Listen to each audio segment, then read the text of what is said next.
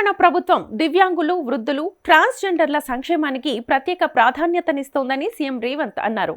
ప్రజాభవన్‌లో జరిగిన కార్యక్రమంలో బాల భరోసా పథకం, ప్రణామ్ డే కేర్ సెంటర్లను ఆయన ప్రారంభించారు.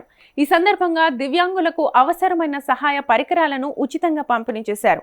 దాదాపు 50 కోట్ల ఖర్చుతో ఈ పరికరాలు అందించామని సీఎం తెలిపారు. ప్రభుత్వం మీకోసం ఉందని చెప్పడానికే ఈ కార్యక్రమం నిర్వహించామన్నారు. దివ్యాంగులు పరస్పరం వివాహం చేసుకుంటే 2 లక్షల రూపాయల ఆర్థిక సహాయం అందిస్తామని ప్రకటించారు. అలాగే దివ్యాంగులను ఇతరులు వివాహం చేసుకున్నా ఆర్థిక సహాయం ఇస్తామని చెప్పారు.